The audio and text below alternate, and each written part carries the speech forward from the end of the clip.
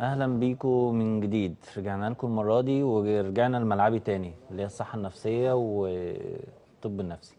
معانا الفقره دي ضيفه مميزه جدا، هنتكلم بقى عن الحاله النفسيه كحاله نفسيه بس هنمسك. يعني هو موضوع شيق شويه وشغل الراي العام الى حد ما حاليا، ومحدش كتير بيتطرق اليه رغم انه عامل مشاكل كبيره جدا، والناس اللي بتتعرض ليه بيعمل معاها مشاكل كبيرة، يعني مش بيبقوا عارفين يعملوا ايه ولا يتصرفوا ازاي ولا يروحوا لمين. فاحنا حبينا نسلط الضوء شوية على الحتة المظلمة دي. الأول برحب بضيفتي الأستاذة ياسمين عبد الحميد، أخصائية نفسية ومعالج نفسي في المنصورة، منورانا هنا النهاردة وجاية لنا من المنصورة مخصوص. أهلا بيكي. ده نورك يا دكتور، ميرسي. عاملة ايه؟ الحمد لله تمام. النهاردة يعني قبل ما ندخل في الموضوع، احنا المفروض نظبط الحالة النفسية عموما، وقبل ما نظبط الحالة النفسية لازم نعرف الحاجات اللي بتبوظ الحالة النفسية. في حاجات بتبقى ساعات اضطرابات، يعني مرض غصب عني عمل لي الحاله النفسيه دي، وفي حاجات بتبقى بالفطره كده، اللي هو مثلا انا شخصيتي عايزاني اعمل ده. فعايزين نفرق ما بين ان انا عندي اضطراب وان انا شخصيتي عايزاني اعمل ده، ويا ترى ده معاه عذر ولا ده مش معاه عذر. هنتكلم النهارده عشان ما يعني احرق لكم مفاجاه بسرعه عن الاضطرابات الجنسيه. ده موضوع طبعا يعني شيق وشغل الرأي العام في الفترة الأخيرة، خصوصا بعد سرح جازي وحاجات كده يعني. فهنبدأ نتكلم ونوضح الموضوع شوية ببساطة ونعرف ايه أنواعه وايه تشخيصاته. فابدأي بقى الأول والكلام هيجيب بعض. هو الجدال دايما اللي حوالين النقطة، أولا الموضوع حساس جدا، وللأسف احنا دايما بنتبع ثقافة النعامة، بنحب ندفن دماغنا في التراب، ما بلاش بنحبش نتكلم عنه نواجه وخلاص ما لحد ما بنحبش نتلط نواجه بقى. الموضوع لحد ما نبتدي نلاقي مشاكل. وبالفعل المشاكل اللي من النوعية دي بقت موجودة وبقت منتشرة جدا في الفترة موجودة جدا، أنا الأخرانية بشوف حالات كتير منها يعني، وأكيد جدا. عندك برضه. طبعا. فالفترة الأخرانية حصل الجدل بتاع سرح جازي وأصلا في جدل من قبلها، هو الشذوذ الجنسي أو الجنسية المثلية دي هي مرض ولا انحراف ولا إيه؟ ودايما في جدل ناحية الموضوع، إحنا نلعنهم ولا نتقبلهم؟ نعالجهم. طبعا الغرب الموضوع بالنسبة لهم عادي. ولو هنتكلم بقى هو مرض ولا انحراف، لما نيجي نعرف الشذوذ الجنسي أصلا أو عايزين نعرف يعني هو خلينا مرض. نبدأ نمسكه كده بالبداية، هو يعني ايه وايه أنواعه مثلا؟ تمام، هو لا هو مرض ولا هو انحراف، لا ده ولا ده. تمام. مش مرض لانه مش حاجه معينه، المرض اكيد انت عارف يعني المرض حاجه معينه في الجسم هي اللي فيها مشكله.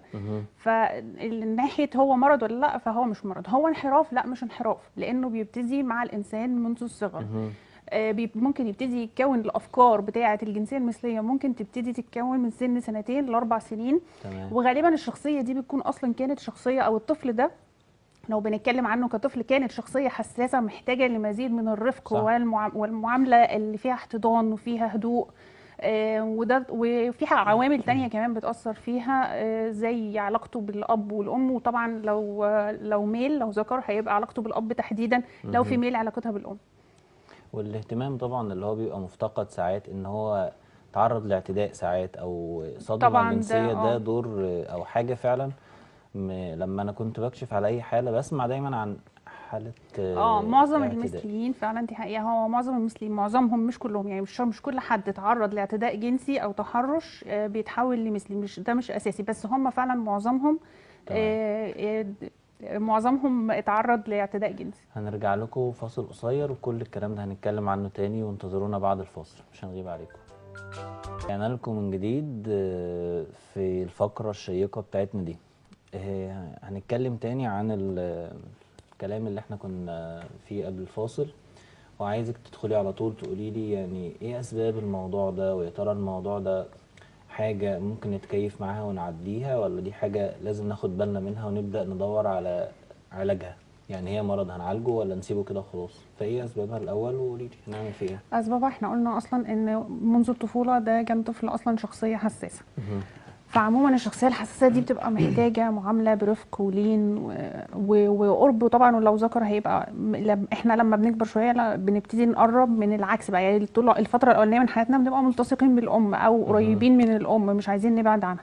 بعد كده الذكر بيبتدي يميل للاب بعد ما بنعدي المرحله دي وعايز انفصل بقى واكون فيبدأ شخصيتي. يعرفوا الحاجات فيبدأ دي. بقى عشان كده دايما بنقول ان الاب بيلعب دور مهم جدا جدا في الصحة الجنسية للابناء الذكور تحديدا، والاناث برضو بس اكتر الذكور.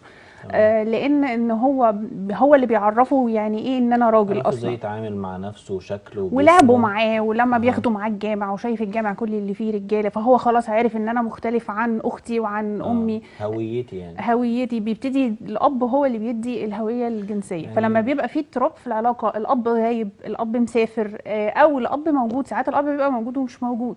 في حاجة كده شائعة يمكن برضه عايزك تعلقي عليها، ان هو ساعات لما يكون الأب مش موجود، الأم مثلا ممكن تلعب ابنها مع بناتها، اه. مع بنات الحارة، مع بنات العيلة، اه. تلبسه لبس بنات، زمان كان يلعب الموضوع ده أو منتشر حاجات قوي. بنات على أساس طفل وهي مش فاهمة. فده يعني في حد كان في حالة جات لي كان بيتكلم بيقول إن أنا من صغري أنا أصلا عايش مع بنات في بنات وكل حاجة كده. فدي حصل. لازم نفرق دي حالات ولا؟ كتير منهم اصلا بيكون كده، وان الام بتلبسه لبس بنات، مهم. والناس ونضحك بقى واخدينها هزار، ونعمل له قصه ونلبسه توكه ولا نحط له مانيكير. ما كل ده غلط اصلا. مهم. او كمان في حاجه اخطر، ان انا ابتدي اخاطبه هو ولد وانا ابتدي بخاطبه على انه بنت، كنوع من مهم. انواع أدلعه الدلع. يعني بقى، كنوع إن من أنت انواع الدلع. بنوتي الحلوة أنت ايوه طبعا ده دلوعتي غلط. الكلام ده. طبعا ده غلط جدا، لان انا من سن 3 سنين الطفل بيبتدي يستكشف نفسه ويبتدي يعرف ان في حاجه اسمها بنت وحاجه اسمها ولد. فانا تمام. عشان ااكد الهويه الجنسيه بتاعته لازم اتعامل معاه على انه ولد، ما جيش أوكي. يبقى في حاجه محتاجه لغط.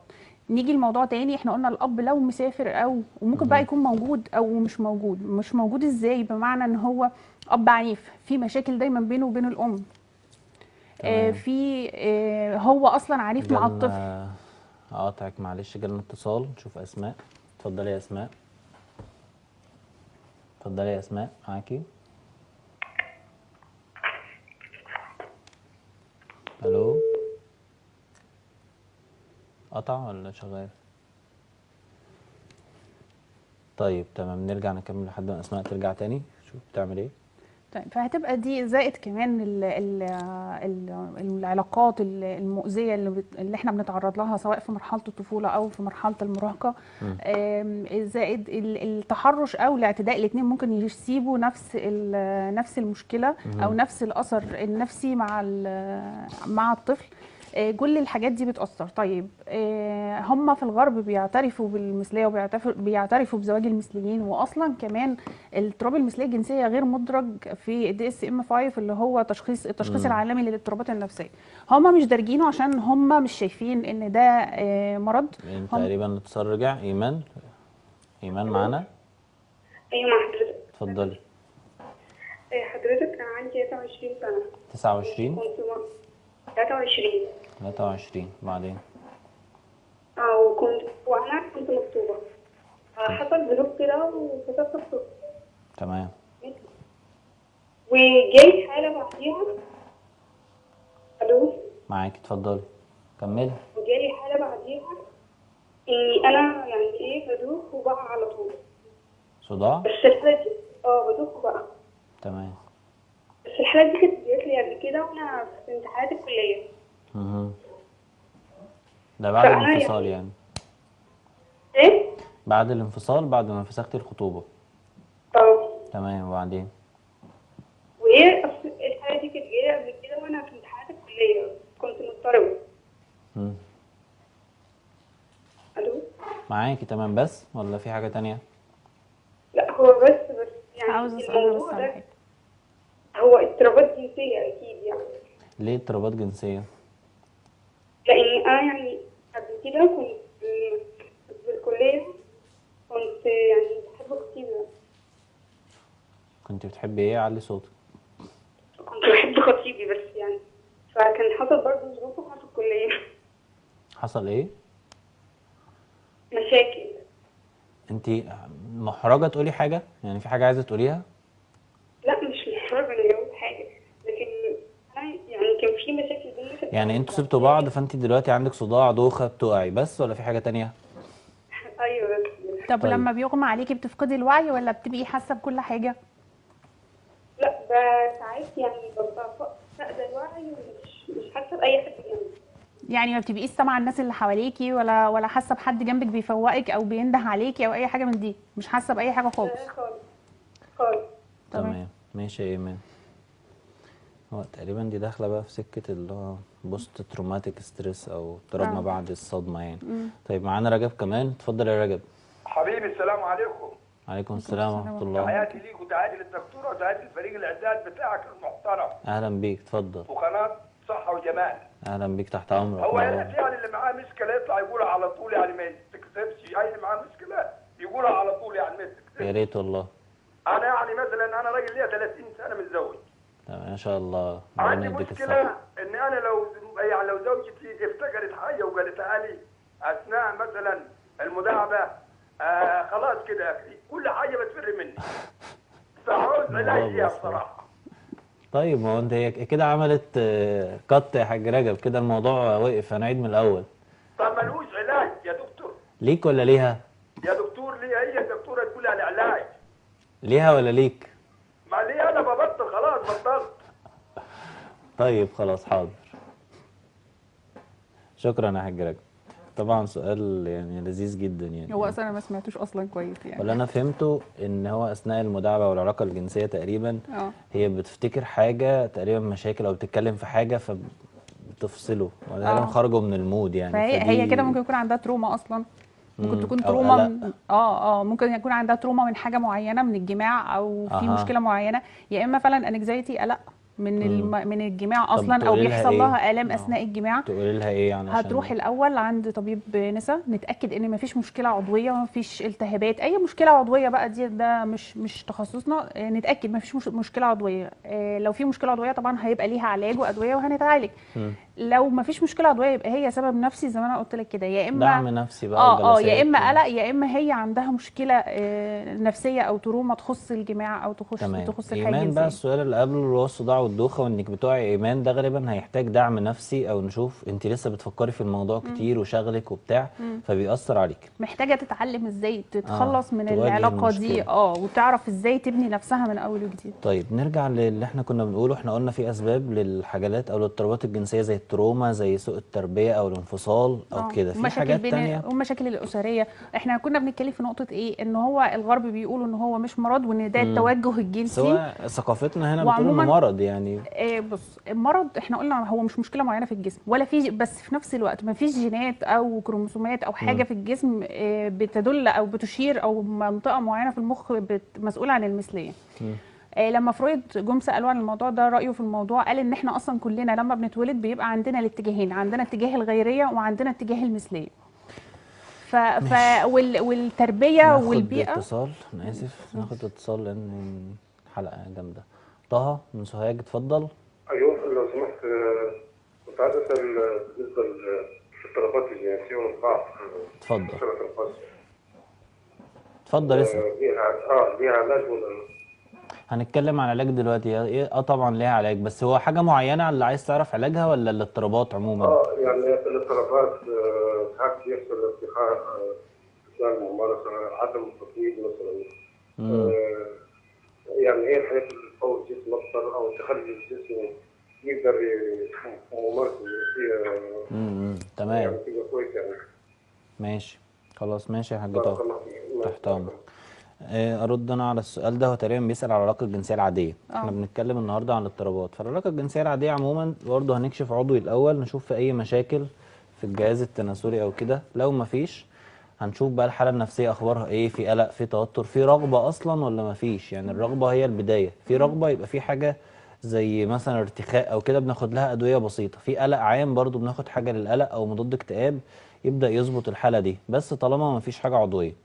فيتامينات بقى ومنشطات دي موجوده كتير يعني، ودي طبعا محتاجه لما ان شاء الله نشوفك يا حاج رجب هنكتب لك حاج طه، اكتب لك الحاجات دي ان شاء الله. بس الموضوع مش صعب ان شاء الله.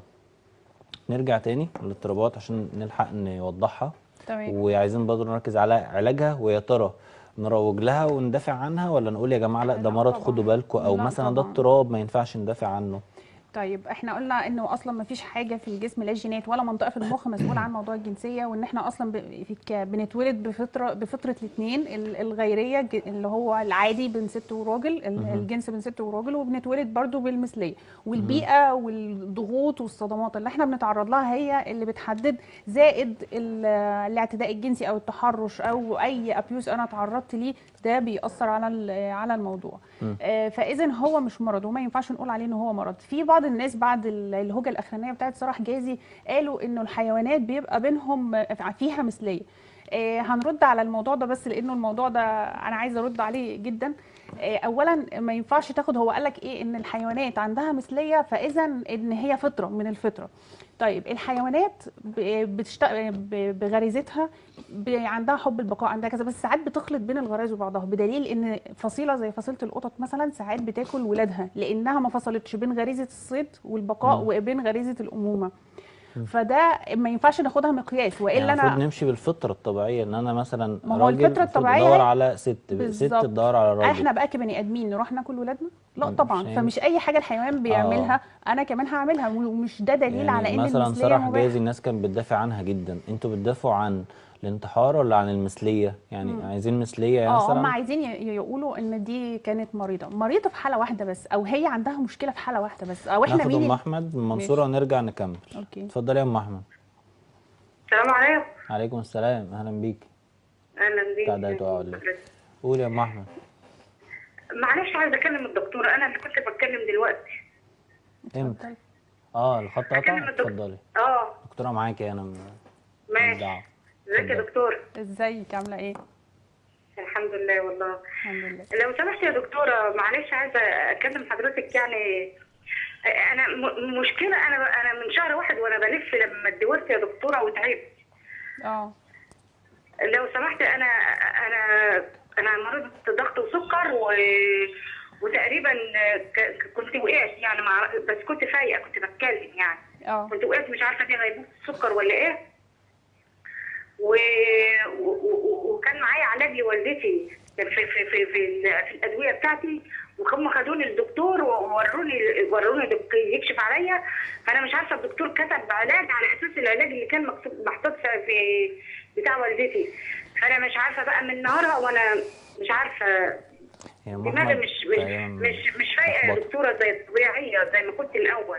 طيب انا هرد على السؤال ده. هو يا ام احمد تقريبا انا عايزه حل بس، معلش ارجوكم. يعني انا بسترجوكم والله على التليفون. حاضر يا ام احمد.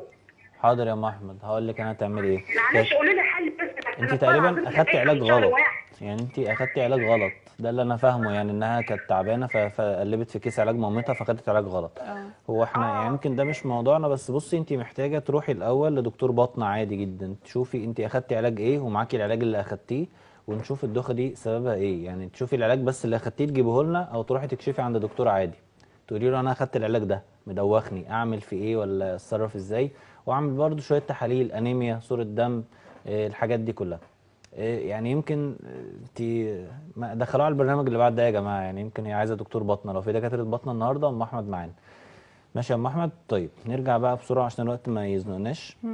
احنا كنا بنتكلم عن الفكره ان انا تقريبا احنا معانا دقيقتين، فعايزين نلخص الفكره. يا ترى هنعالجها ولا نروج لها، ومحتاجه ايه مين اصلا الاضطرابات؟ اللي هيتعالج الاسف ان يكون شاذا، اللي هو متضايق من الوضع دوت وحابب ان هو يغيره، بقى مأثر على حياته، جاب له اكتئاب وعايز يغيره. لكن اللي مش اللي متعايش مع ده خلاص، دي حاجه ترجع له وبعيد عننا. الترويج والدفاع والكلام. لا طبعا ما نروجش ليها، لان اي ترويج ليها ومحاوله، احنا بنقبل المريض اللي عايز يتعالج، اللي بيقول لو سمحت ساعدوني انا عايز اتخلص، ده طبعا بطل وعنده فرصه كبيره ان شاء الله للتعافي. وفي ناس كتير جدا قدرت الحمد لله ان هي تتعافى من الموضوع ده بالعلاج النفسي طبعا.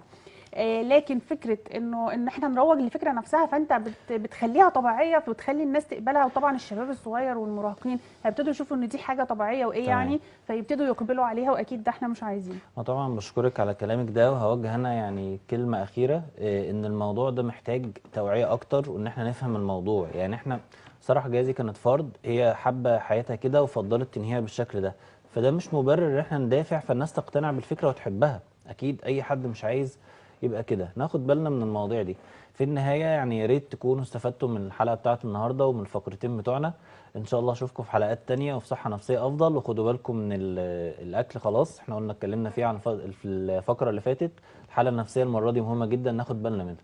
اشوفكم على خير ان شاء الله. دكتور احمد موافي، مع السلامه.